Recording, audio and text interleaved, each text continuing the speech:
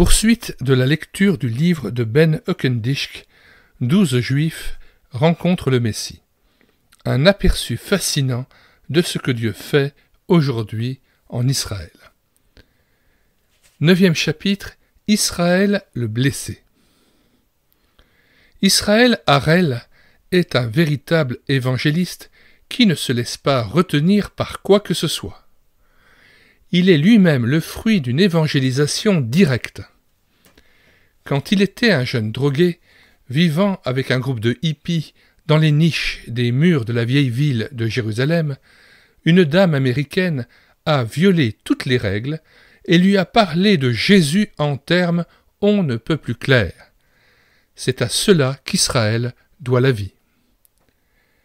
Quand Israël s'est assis à côté de moi pour raconter son histoire à mon petit magnétophone, je me disais « Quand apprendrons-nous à accepter l'omnipotence de Dieu et sa capacité de diriger chacun de façon différente ?» Certains Juifs viennent à la connaissance de Jésus comme Messie par révélation. Dieu utilise des rêves, des visions et toutes sortes de révélations. Mais il utilise également des personnes. Et parfois, même les personnes les plus invraisemblables. Nous limitons la sagesse et la créativité de notre Dieu en élevant des barrières théologiques. Cela ne l'impressionne pas et il continue simplement de tendre la main aux personnes dans le besoin par le moyen de ceux qui sont obéissants et disposés à marcher avec lui. Je suis né dans le kibboutz de Shulda, entre Rehovot et Jérusalem. Quand j'étais encore très jeune, nous avons déménagé dans le kibboutz de Ayelet à Shachar. Mes parents sont également tous deux nés en Israël. La majeure partie de mon enfance s'est déroulée dans la Motshav Sde Moshe, dans la région de Laoshish. J'y ai vécu jusqu'à l'âge de 15 ans. C'était une motshav mondaine normale, mais on respectait la Bible à l'école. Quand on vit dans ce pays, on sait que la Bible parle des vraies choses, même si on ne croit pas en Dieu. Malgré cela, le nom de Dieu n'était presque jamais mentionné dans notre maison. Mes parents étaient critiques face au judaïsme orthodoxe. Maintenant, je peux voir par moi-même qu'ils s'étaient éloignés de la simplicité de la Bible. Je peux les comparer aux catholiques romains qui adorent leurs saints. Ils prient devant les tombeaux des grands rabbins et les honorent comme des saints. Leur interprétation de la loi est considérée comme ayant la même autorité que la parole de Dieu. Nous avions notre propre terre dans la Motshav et notre propre maison, mais le reste se faisait en coopération, comme l'acquisition et l'opération de l'école maternelle. Mes parents ne s'entendaient pas très bien, et j'en ai souffert en tant qu'enfant. Mon père n'avait lui-même jamais connu la chaleur du foyer parental, alors il ne savait pas comment être un bon père. Ma mère avait 17 ans quand elle m'a eu. Alors, elle ne savait pas vraiment comment être une bonne mère non plus. Elle était encore elle-même une enfant. Sa propre mère ainsi que sa grand-mère avaient eu le même problème. L'agriculture ne plaisait pas vraiment à mes parents, alors ma mère a changé de vocation et a commencé à enseigner. C'était un excellent professeur. Elle enseignait aux enfants qui avaient eu un début difficile dans la vie, mais son talent ne s'étendait pas au-delà de sa propre maison. Étant donné que mon père n'aimait pas tellement l'agriculture, il n'avait jamais beaucoup d'argent non plus. Cela a fait que j'étais rebelle à un très jeune âge. Je réagissais aux problèmes de la maison avec de plus en plus d'insubordination. Grandir dans une communauté fermée fait que tout le monde connaît tout de l'autre et qu'une fois qu'on a acquis une certaine réputation, il est difficile de s'en défaire. On devait faire des choses avec nos contemporains. Après l'école, on travaillait ensemble dans les champs, on conduisait le tracteur et, le soir, on participait aux activités du mouvement de jeunesse. Le groupe renforçait le rejet que je vivais à la maison. J'étais faible intérieurement et mes amis en profitaient. Notre Motchave n'était pas très loin de la vieille ville de Leochish dont la Bible fait mention. C'est un bel endroit. C'est le point où la plaine côtière rejoint les collines onduleuses de la Judée. On y trouve de nombreux vignobles et vergers. On y cultive des pommes de terre, des tomates et des concombres. En fait, c'est un endroit magnifique où grandir. À l'école primaire, j'ai bien travaillé et j'ai eu de bonnes notes, mais à l'école secondaire, j'ai dû redoubler la 3e année et je n'ai jamais appris à faire cela. Après, je suis allé dans une école d'agriculture à Ashdod. J'y étais pensionnaire, ce qui m'a mis en contact avec une culture différente. Il y avait de jeunes Américains qui fumaient du hash et écoutaient de la musique rock. C'était tout de suite après Woodstock, l'époque des manifestations pour la paix et l'amour. Je regimbais contre la société et l'hypocrisie de la vieille génération qui disait une chose et en faisait une autre. Quand on posait une question, on obtenait pour toute réponse « c'est ce que la société exige ». Je demandais « qui est la société ?» À mon avis, la société était malade. Mon père m'a dit « tu n'arriveras jamais à rien ». Alors, j'ai décidé de lui prouver qu'il avait raison. Tout ce que je ferais serait différent de la norme acceptée. Désormais, le thème de ma vie serait « toujours faire tout différemment ». 4 jours avant la fin de l'année scolaire, j'ai quitté Achziv dans le nord et je me suis rendu à Eilat dans le sud, où à l'époque tous les hippies étaient regroupés. Il y avait un wadi, alors je lis dans le glossaire de la fin de l'ouvrage, un lit de rivière asséché, où nous vivions dans des huttes et consommions de la drogue. Nous nous disions que la drogue était la réponse aux problèmes du monde, parce que, quand les jeunes sont drogués, ils sont amis avec tous et dans un état d'euphorie. Cela signifie la paix, et c'est ainsi que le nouveau monde surgira. Alors nous passions toutes nos journées allongées sur la plage, nous nous droguions le soir et nous dormions pour faire passer l'effet de la drogue, prêts à recommencer le lendemain. Parfois je prenais l'autobus et je rendais visite à mes parents. Mais en général, il y avait une longue file et je changeais d'idée. Mon père me demandait « Qu'est-ce que tu fais toute la journée ?» Je lui répondais que je m'allongeais sur la plage pour réfléchir à plein de choses. Je n'avais encore que 15 ans. L'hiver, je vivais sur la plage à Eilat et l'été dans le parc à Tel Aviv. Nous rencontrions des filles américaines sur la plage d'Izingoff tous les 2 jours et nous couchions avec elles. Il y avait toujours des groupes de filles américaines parmi lesquelles on pouvait choisir. À 15 ans, j'ai déménagé à Jérusalem. J'ai vécu avec un groupe de hippies dans et autour des murs de la vieille ville. Il y a des niches là qui sont conçues pour les archers à l'intérieur desquels nous dormions. C'est là que, pour la première fois, j'ai entendu parler de Jésus par une secte qui s'appelait les enfants de Dieu. Ils se sont rassemblés autour de ma petite amie et moi et ont commencé à chanter « Tu dois être comme un enfant pour aller au ciel ». Cela ressemblait à du lavage de cerveau et je ne voulais rien savoir de ça. Rina Jackwis, une dame américaine, est également venue nous voir là. Elle a violé toutes les règles, elle n'avait jamais entendu parler de prudence, et c'est ce qui a fait mon bonheur, sinon je ne serais plus ici. Je ne comprends pas comment les gens peuvent dire qu'ils ont de l'amour pour Israël sans partager le trésor qui est dans leur cœur, Jésus. Je considère que c'est une forme d'antisémitisme que de ne pas partager Jésus avec les Juifs. Cette dame évangélique aux cheveux blancs avait toujours une Bible avec elle. Elle était vieux jeu et fanatique. Elle appartenait à une église qui croyait au dispensationalisme. Pour elle, la Bible se composait de parties différentes. La partie du passé, la partie de l'avenir, les lettres de Paul qui sont pour maintenant, etc. et nous, Juifs, nous nous tirions assez bien d'affaire. Je ne comprenais absolument rien. Cette dame nous a invités chez elle, car elle voulait nous donner quelque chose à manger. Nous y avons trouvé 8 hippies comme nous, et cela nous plaisait vraiment. Il n'y avait qu'une condition. Nous ne pouvions pas fumer dans sa maison, et nous devions écouter une étude biblique. Mais, quand on vous offre de la nourriture gratuite, c'est facile d'accepter cela. D'ailleurs, c'était l'hiver.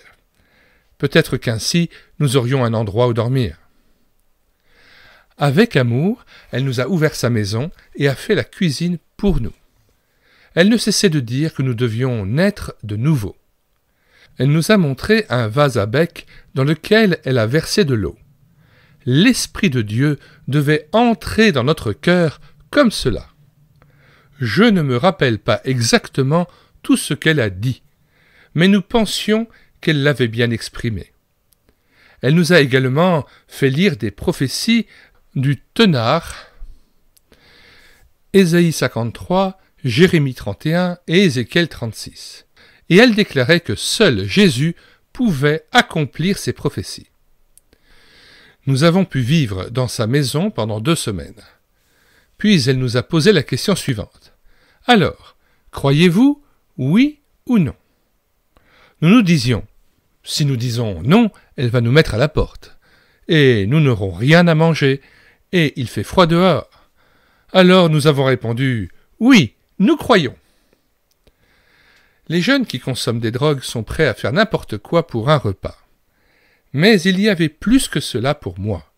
Je pensais à ce qu'elle avait dit au sujet du Messie et de Jésus. Je pensais surtout à Ésaïe 53, verset 9, où on dit qu'il n'avait pas commis de violence et qu'il n'y avait pas eu de fraude dans sa bouche. Il ne pouvait pas s'agir d'Israël parce que le pays est rempli de péchés. Jusqu'à l'époque de Rabbi Rashi, 1040-1105, célèbre interprète de la Bible de Troyes en France, l'interprétation généralement acceptée était que ce texte se rapportait au Messie. Mais maintenant, on prétend qu'il parle d'Israël. Je me rendais compte que je devrais tout donner à Jésus si je l'acceptais. Pour moi, cela ne voulait pas dire donner mon temps, parce que j'avais tout le temps du monde. L'argent non plus, parce que je n'en avais pas. Il voulait plus que cela. Mes ambitions, mes rêves, mon être intérieur, ma volonté. Et je devrais être obéissant, ce qui m'apparaissait le plus difficile. Je ne voulais pas que quiconque me dise ce que je devais faire, pas même Dieu. Alors, je me suis éloigné de Dieu et je suis retourné à Eilat. Il n'y avait pas d'héroïne à l'époque, alors j'ai commencé à m'injecter de l'opium et je suis devenu dépendant du LSD. Le plus étrange, c'est que ces drogues ne me faisaient plus autant d'effet qu'auparavant. Quelque chose me poussait à juger de mes expériences selon un autre critère. J'avais perçu quelque chose de la vérité et je savais que je m'en éloignais. Pour me défoncer, je consommais de plus en plus de drogue. Au début, je me piquais 1 fois par mois, puis 1 fois par semaine, 3 fois par semaine, et finalement chaque jour. Mon cerveau explosait et j'étais brûlé. Alors j'avalais davantage de comprimés pour me remonter. C'était sans espoir. Je désirais aller en Europe. J'avais gagné de l'argent en m'occupant du kiosque de mon père et je me suis envolé vers la Hollande. Quand je suis arrivé à Amsterdam, je me disais « C'est le ciel, parce que tout est accepté ici !» J'ai commencé à revendre de la drogue dans le Von del Park. Mais en conséquence, j'ai fini par me retrouver affligé et seul dans le parc. Les policiers m'ont ramassé et j'ai été arrêté et expulsé du pays. De retour en Israël, j'ai recommencé à vendre de la drogue et j'ai été arrêté en un rien de temps. J'avais déjà été arrêté 1 fois auparavant et mis en liberté surveillée. Alors maintenant, c'était la 2e fois et je risquais au moins 6 ans de prison. Entre-temps, l'ami avec qui j'avais été sur la plage à Eilat, le Hollandais John Pex, avait trouvé la foi. Selon la loi, je devais aller en prison parce que c'était la 2e fois que j'étais pris pour trafic de drogue.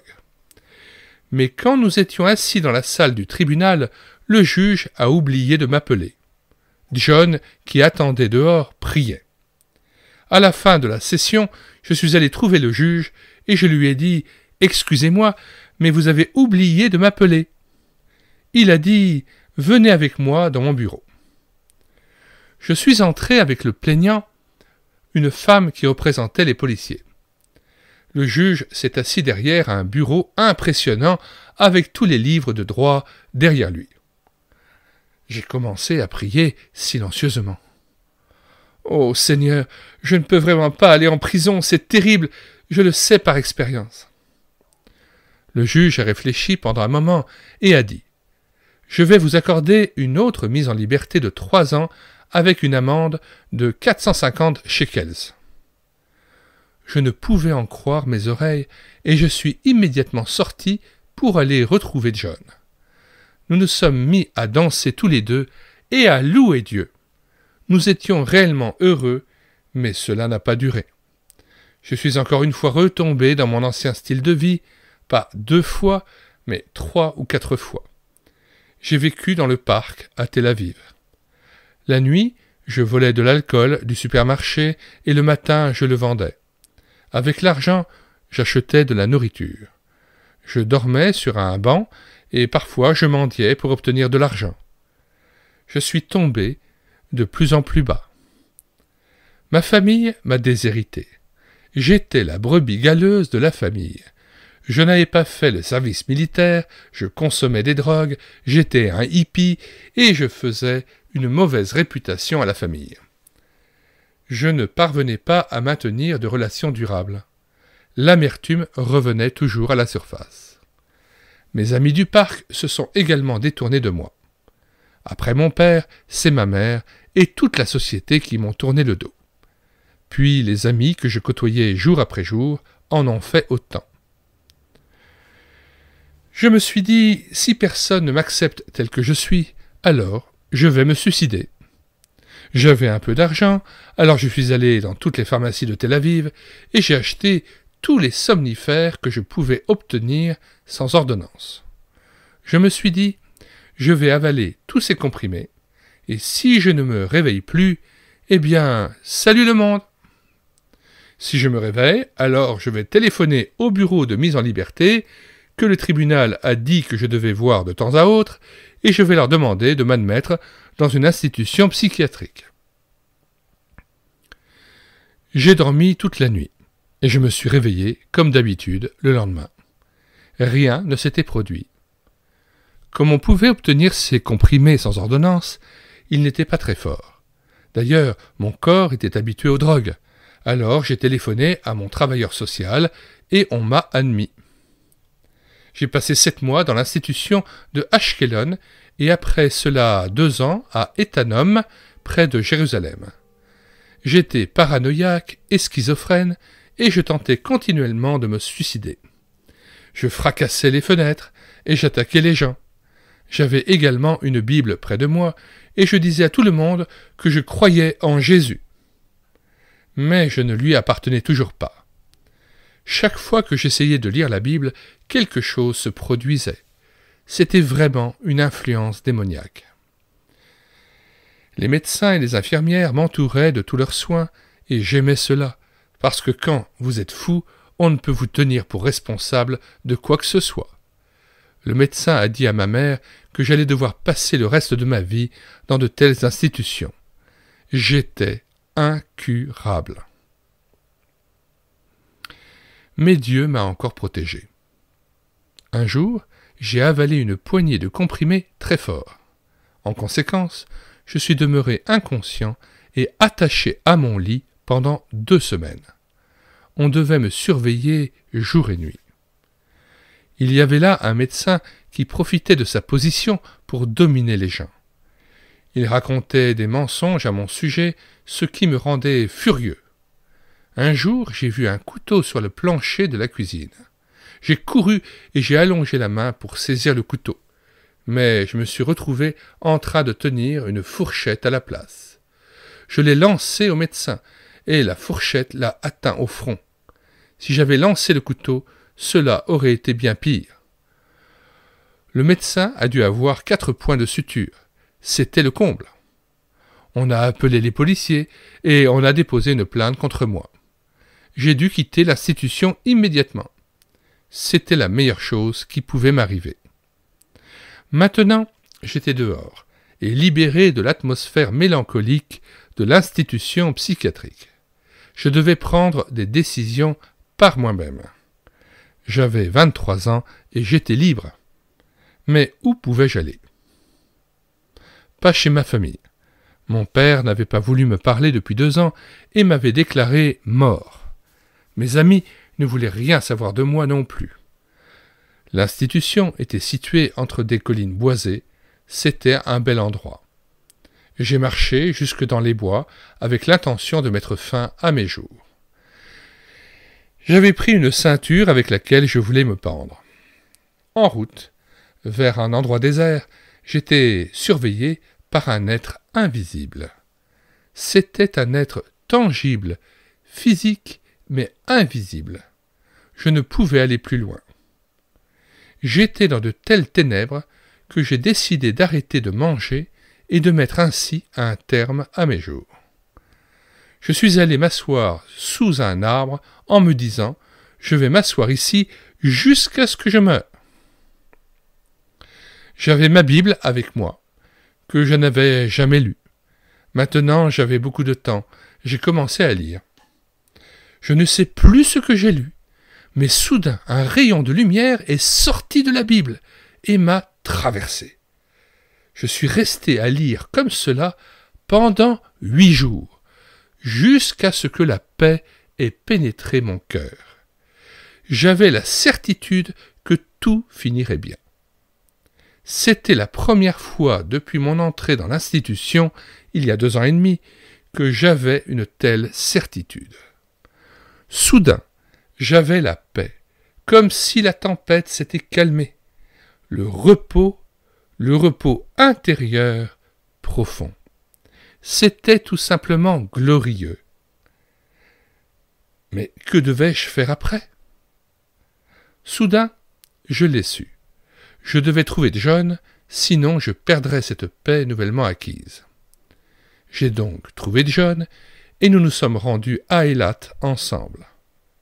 John amenait déjà beaucoup de personnes au Seigneur. Il voulait ouvrir une auberge où les gens pourraient entendre l'Évangile. J'aidais John, et je témoignais moi-même. Mais en attestant que Jésus peut nous libérer, je tirais une bouffée de ma cigarette toutes les 2 phrases, parce que je fumais 3 paquets de cigarettes par jour. Intérieurement, j'étais encore rempli d'amertume, et je me sentais encore rejeté. Dans ma Bible, je lisais toutes sortes de choses au sujet de la fin des temps. Je me disais, le passé ne revient jamais. On ne peut changer le présent, alors seul l'avenir est important. Étudions donc les prophéties. J'ai reçu une somme importante d'argent sous forme d'arrérage pour 1 année. Prenons le temps de savoir ce que ce sont des arrérages. Intérêt d'une rente, d'une pension, ce qui reste dû d'un revenu quelconque. Retour au texte. C'est le moment, me suis-je dit. C'est maintenant le moment de partir. Je vais partir d'ici, je vais quitter ces gens, je vais aller sur l'île de Patmos et vivre de la pêche. Et peut-être que l'atmosphère sera la même qu'à l'époque de Jean, qui y a reçu le livre de l'Apocalypse. Peut-être que Jésus va me montrer quand il reviendra. J'ai trouvé un bateau à Haïfa qui partait pour Chypre. De là, je pouvais prendre un bateau pour Patmos. J'ai retenu une couchette dans une cabine de 4 couchettes. C'était l'hiver et il ne faisait pas très beau sur le pont. Alors je suis rentré dans la cabine et je me suis présenté aux 3 autres hommes qui la partageaient avec moi. L'un d'entre eux m'a demandé « Que faites-vous dans la vie ?» J'ai répondu « Je voyage. » Pourquoi? J'ai répondu, pour chercher quelque chose. Qu'avez-vous trouvé jusqu'ici? Et à leur très grand étonnement, j'ai répondu, Dieu. Moïse? Non, ai-je dit, Jésus. Soudain, ils étaient très enthousiastes et m'ont dit qu'ils croyaient aussi en Jésus, au parler en langue et aux guérisons. Dans ma courte carrière de chrétien, j'avais entendu toutes sortes d'arguments contre le parler en langue et les guérisons par la foi, alors j'ai dit « ce n'est pas biblique ». La conversation a dégénéré en dispute verbale. Nous parlions de plus en plus fort et nous nous lancions des versets bibliques. En y repensant, nous n'étions pas exactement un exemple d'amour fraternel. Pendant cette discussion passionnée, deux choses ont transpercé mon cœur comme une flèche. Quelqu'un a dit « Pourquoi mets-tu Dieu dans ta propre petite boîte et le laisses-tu sur une étagère? Pourquoi ne dis-tu pas à Dieu « Montre-moi qui tu es » Un peu plus tard, j'ai dit « Laissez-moi entendre ce babillage idiot ». Et l'un d'entre eux a prononcé quelques phrases en langue. J'ai constaté que c'était une vraie langue et non du babillage. Cela m'a touché profondément, mais je n'étais pas disposé à le laisser paraître. Ces jeunes gens m'ont dit qu'ils devaient prendre 2 minibus pour se rendre à un endroit à Chypre, Skouroutissa ou quelque chose comme cela. C'était peut-être bien une école, mais je n'ai pas compris tous les détails. À 6 heures du matin, nous sommes entrés dans le port de Limassol. Nous étions tous les 4 debout sur le pont en train de regarder le bateau accoster et je voulais leur demander si je pouvais aller avec eux. Je savais que Dieu me donnait une dernière chance. Cela faisait maintenant 6 ans que je m'étais éloigné de lui, mais je ne pouvais lui échapper. Je portais les cheveux longs, des boucles d'oreilles, des bottes et un long manteau, un vrai hippie. Je me disais, si je ne vais pas avec eux, et si rien de radical ne m'arrive, je vais passer le reste de ma vie à errer dans les rues de Limassol comme un possédé.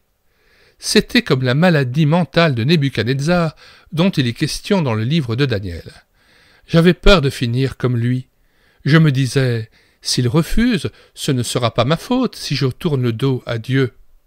Alors, je vais encore me retirer dans ma coquille et me sentir rejeté comme d'habitude.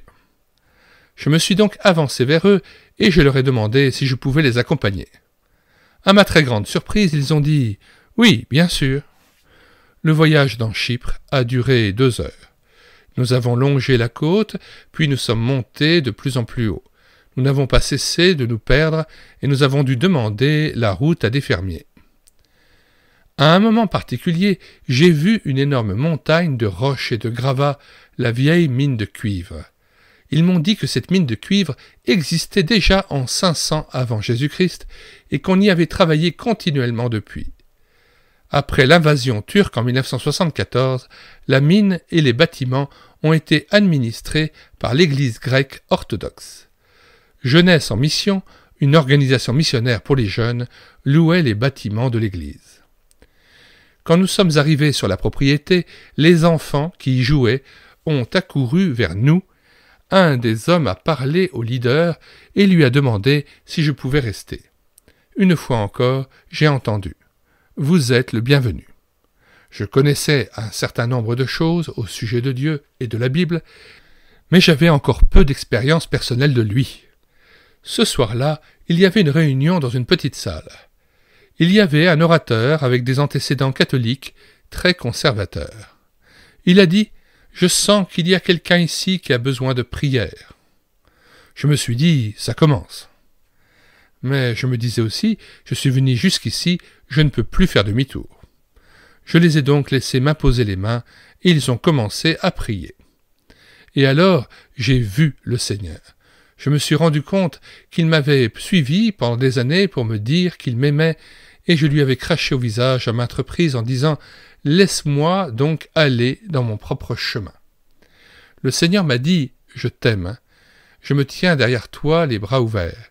Je me suis mis à pleurer et j'ai crié « Seigneur, tout dans ma vie est sur le déclin. Ma famille ne veut plus rien savoir de moi, mes amis m'ont abandonné, je suis rempli d'amertume, j'ai des tendances suicidaires, il n'y a personne nulle part qui puisse m'aider maintenant, sinon toi, ô Seigneur. J'avais reconnu la défaite. C'était comme si une couverture noire avait été ôtée de sur moi. Je pouvais vraiment voir et sentir cette couverture tomber de sur mes épaules et disparaître. Les jours suivants, j'avais l'impression d'avoir perdu 10 kilos. J'avais perdu mon fardeau de culpabilité, mon péché et mon amertume. Je voulais vraiment rester à la base pendant quelque temps et on me l'a permis. C'était une situation étrange. Il y avait des jeunes des pays environnants, l'Égypte, la Jordanie et même la Syrie, et je me trouvais parmi eux, moi un juif. Tout le monde était enthousiaste au sujet de Jésus. Ceux qui travaillaient dans le potager chantaient des cantiques tout en travaillant. Si vous travaillez à la ferme, alors vous y louiez le Seigneur. C'était le temps du premier amour, et les gens avaient de grandes visions pour propager l'Évangile dans chaque pays du Moyen-Orient. Une fois, je me suis heurté à une femme, et j'ai dit « Pardonnez-moi ». « Bien sûr que je vous pardonne. Cela est tout, m'a-t-elle dit. Mais je ne comprenais pas. Elle m'a expliqué que le Saint-Esprit peut vivre en nous et que nous pouvons pardonner dans la puissance de l'Esprit. Je me suis dit « C'est de cela dont j'ai besoin ». Mais je ne voulais pas qu'on m'impose les mains et qu'on prie encore. Je voulais l'expérimenter seul avec Dieu. Dans ma chambre, je lisais ma Bible, et soudain, c'était comme si j'avais perdu contact avec le sol et qu'une chute d'eau se déversait sur ma tête. Cette chute de lumière pure se déversait sur moi. J'étais inondé de l'amour de Dieu. C'était comme si cet amour me pénétrait, traversant mon corps pour en ressortir par les pores de ma peau. Il me purifiait, j'avais l'impression que Dieu m'embrassait comme un père. J'étais enfin arrivé à la maison. Plus tard, le Seigneur m'a montré qu'il avait pris beaucoup de précautions pour me montrer son amour parce que j'étais comme un fil électrique rouillé. Je ne pouvais pas déplacer trop de courant à la fois. Je suis devenu dépendant de lui.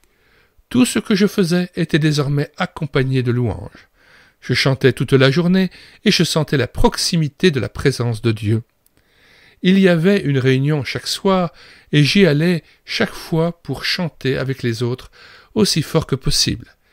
J'avais reçu l'esprit de joie et quand je ne connaissais pas les paroles, je recevais des paroles dans une langue inintelligible. À bord du bateau qui menait à Chypre, j'avais acheté une cartouche de cigarettes. Mais je me suis rendu compte que je devais cesser de fumer. Alors j'ai marché vers un ruisseau et j'y ai lancé toutes mes précieuses cigarettes. Je devais aussi apprendre à vivre. Existe-t-il une école où on peut apprendre à entamer une nouvelle vie? Dieu m'a placé dans son école.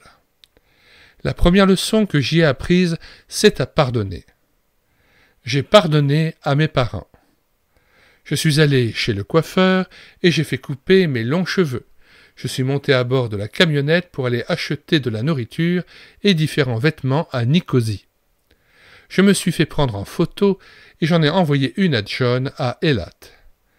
Il m'a écrit qu'il ne pouvait pas croire que c'était moi. J'ai écrit une lettre au psychologue de mon institution psychiatrique et leur réaction a été « Qu'est-ce qui s'est produit ?» Après un an, au cours duquel j'ai pu terminer divers cours, je suis retourné à Tel Aviv.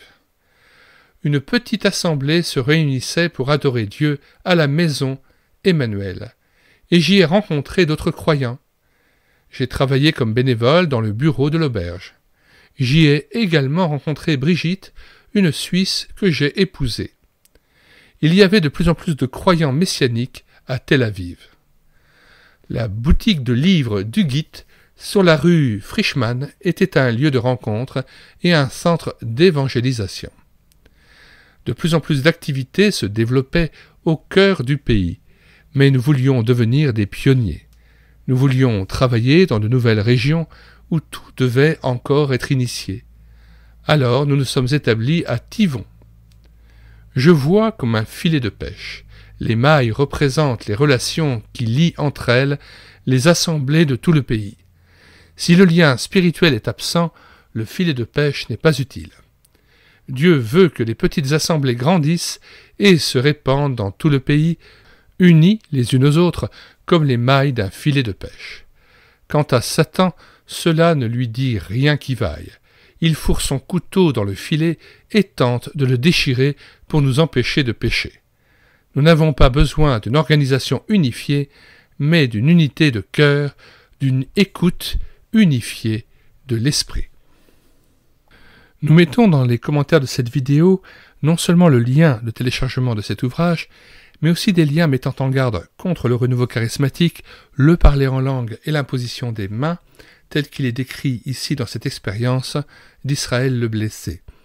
En effet, nous mettons aussi le livre de Ralph Chalice, Le don de parler diverses langues, et surtout la lecture des appendices finaux concernant 12 cas de possession démoniaque suite au parler en langue et au test du parler en langue, qui, la plupart du temps, révèlent une imposture spirituelle et une invasion démoniaque chez la personne qui s'est livrée à ce type de manifestation. Georges Birch, qui était à l'origine de ce courrier à Ralph Chalice concernant ces 12 cas de possession démoniaque liés au parler en langue, a écrit un ouvrage avant de mourir qui s'appelle « Le ministère de délivrance » que j'ai fait venir des États-Unis, que j'ai traduit intégralement et que j'ai lu en audiobook intégralement aussi sur cette chaîne YouTube Elle écoutait sa parole.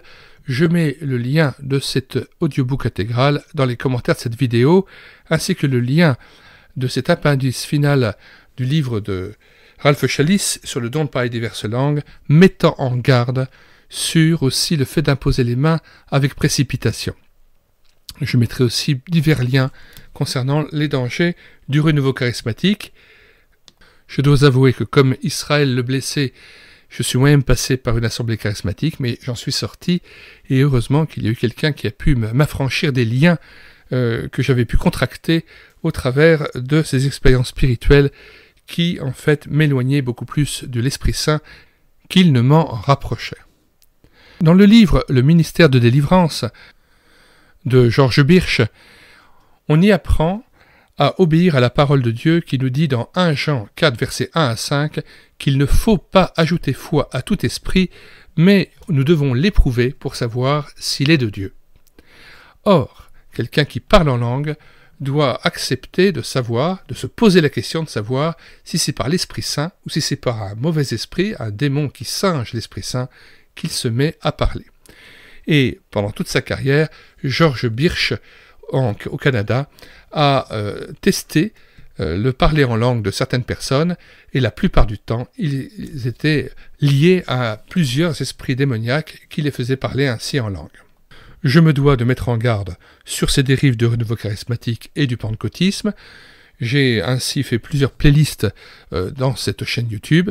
Notamment, j'ai lu l'ouvrage intégralement de H.E. Alexander, Pentecôtisme ou Christianisme, ou Occultisme ou Christianisme. Je vous invite aussi à écouter ces 2 audiobooks.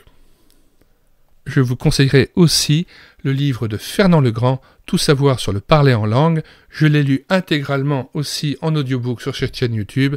Il y a vraiment une mise en garde extrêmement sévère et une explication de l'imposture de se parler en langue dans cet ouvrage. Mon juste vivra par la foi, disait Habakkuk, et Israël le blessé a peut-être aussi trop basé sa foi sur des émotions, sur des ressentis. Lorsqu'il dit par exemple qu'il a été submergé par cet amour, en fait, la première chose qui marque notre entrée dans la foi en Jésus-Christ, c'est le fait de croire tout simplement en la bonne nouvelle. Et lorsque nous croyons en Jésus et en la bonne nouvelle du salut, eh bien, il est dit, ayant cru, vous avez été scellés du Saint-Esprit. C'est tout simplement cela qu'il faut croire. Éphésiens 1,13. Alors pour conclure, je dirais, c'est bien de se convertir, de croire en Yeshua, mais attention, il y a aussi de très nombreux faux prophètes, y compris dans les églises chrétiennes, et il faut veiller à garder l'évangile tel qu'il a été annoncé par l'apôtre Paul. Paul le rappelle dans 1 Corinthiens 15, versets 1 à 11. Je vous rappelle, frères, l'évangile que je vous ai annoncé, que vous avez reçu, dans lequel vous avez persévéré, et par lequel vous êtes sauvés, si vous le retenez tel que je vous l'ai annoncé. Autrement, vous auriez cru en vain. Je vous ai enseigné avant tout, comme je l'avais aussi reçu, que Christ est mort pour nos péchés, selon les Écritures, qu'il a été enseveli et qu'il est ressuscité le 3e jour, selon les Écritures, qu'il est apparu à Céphas, puis aux 12. Ensuite, il est apparu à plus de 500 frères à la fois, dont la plupart sont encore vivants, et dont quelques-uns sont morts. Ensuite, il est apparu à Jacques, puis à tous les apôtres. Après eux tous, il m'est aussi apparu à moi comme à l'avorton, car je suis le moindre des apôtres, je ne suis pas digne d'être appelé apôtre, parce que j'ai persécuté l'Église de Dieu.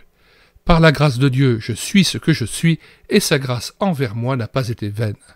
Loin de là, j'ai travaillé plus que tous, non pas moi toutefois, mais la grâce de Dieu qui est avec moi. Ainsi donc, que ce soit moi, que ce soit eux, voilà ce que nous prêchons, et c'est ce que vous avez cru. Alors voyez-vous, je lis des audiobooks, je lis des ouvrages comme celui-ci, mais quand je ne suis pas d'accord avec ce qui est écrit, eh bien au moins j'ai la liberté et le devoir dans ma conscience de dire en quoi je suis profondément en désaccord et quels sont les dangers qui sont ainsi annoncés. Avant de vous lire un autre passage de la parole de Dieu, mettant en garde sur le fait de ne pas recevoir un autre Jésus, un autre évangile ou un autre esprit que le Saint-Esprit, j'aimerais vous conseiller le livre de Jean-Jacques Dubois, que j'ai lu en audiobook intégralement aussi sur cette chaîne YouTube à l'écouter sa parole, « Baptême et plénitude du Saint-Esprit ». Le titre complet étant « En marge des phénomènes charismatiques, baptême et plénitude du Saint-Esprit selon le Nouveau Testament ». J'en mettrai le lien aussi dans les commentaires de cette vidéo. Jean-Jacques Dubois y explique très bien ce que c'est que vraiment recevoir l'Esprit Saint, et ça n'a rien à voir, croyez-moi, avec le fait de recevoir le don du parler en langue et de prononcer des paroles apparemment qui seraient soi-disant des paroles d'ange, alors que ce sont, hélas, des paroles bien ténébreuses, inspirées par des puissances aussi ténébreuses. Dans Acte 20, versets 26, 27 et suivants, il est dit « C'est pourquoi je vous déclare aujourd'hui que je suis pur du sang de vous tous. Je vous déclare aujourd'hui que je suis pur du sang de vous tous, car je vous ai annoncé tout le conseil de Dieu sans en rien cacher.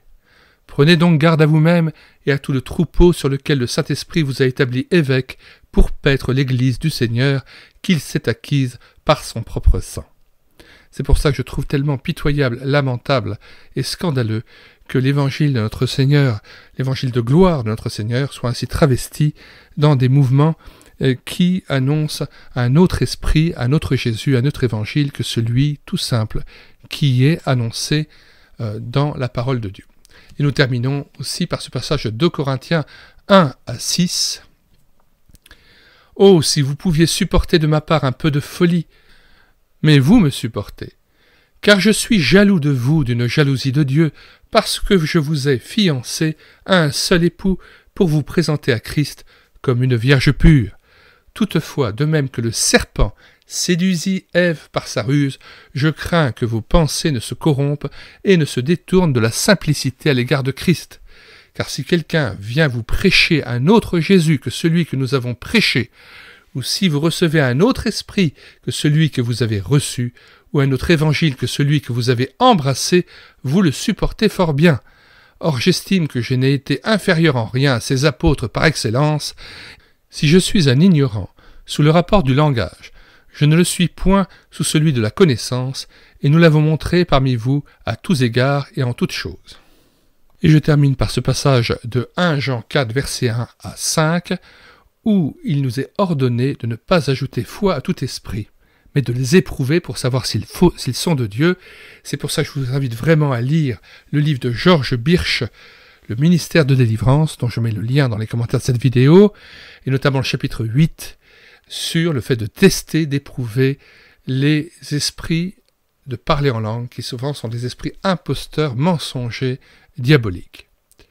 Bien-aimés, n'ajoutez pas foi à tout esprit, mais éprouvez les esprits pour savoir s'ils sont de Dieu, car plusieurs faux prophètes sont venus dans le monde.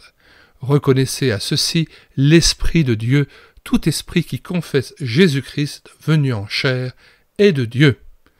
Et tout esprit qui ne confesse pas Jésus n'est pas de Dieu, c'est celui de l'Antéchrist dont vous avez appris la venue et qui maintenant est déjà dans le monde. Vous, petits enfants, vous êtes de Dieu et vous les avez vaincus parce que celui qui est en vous est plus grand que celui qui est dans le monde. Eux, ils sont du monde, c'est pourquoi ils parlent d'après le monde et le monde les écoute. Nous, nous sommes de Dieu. Celui qui connaît Dieu nous écoute, celui qui n'est pas de Dieu ne nous écoute pas. C'est par là que nous connaissons l'esprit de la vérité et l'esprit de l'erreur. Alors, excusez-moi cet immense développement, mais je ne pouvais pas laisser passer certaines choses qui étaient dites dans ce témoignage et qui pouvaient aussi être une source de danger pour d'autres personnes qui pourraient l'écouter et qui voudraient éventuellement se livrer à de telles expériences charismatiques ou pentecôtistes. À nous donc de veiller à l'apostasie, au faux prophétisme et aux faux docteurs qui se répandent et qui pullulent dans l'Église et qui, hélas, renversent des familles entières et emmènent les gens, hélas, sur le sentier de la perdition et d'un faux christianisme qui est absolument pernicieux et toxique. Restons, demeurons dans la saine doctrine telle qu'elle est marquée dans 1 Corinthiens 15, l'évangile de gloire dans toute sa simplicité. Et ne cherchons pas à ressentir les choses de Dieu, à avoir des expériences sensuelles, sensorielles. Le juste vivra par la foi. On s'appuie sur la parole de Dieu. Ayant cru, vous avez été scellés du Saint-Esprit. Je m'attache à toi, Seigneur, je ne te vois pas, je ne te ressens pas. J'ai pas besoin de ressentir une grande joie, une grande exaltation, des larmes, etc. Je n'ai pas besoin d'avoir une sorte d'omniprésence sensuelle du Saint-Esprit. Ça n'a rien à voir avec la vie spirituelle. Il est bien dit dans Romains 8, verset 24, « C'est en espérance que nous sommes sauvés, or l'espérance qu'on voit n'est plus l'espérance, ce qu'on voit peut-on l'espérer encore, mais si nous espérons ce que nous ne voyons pas, nous l'attendons avec persévérance. »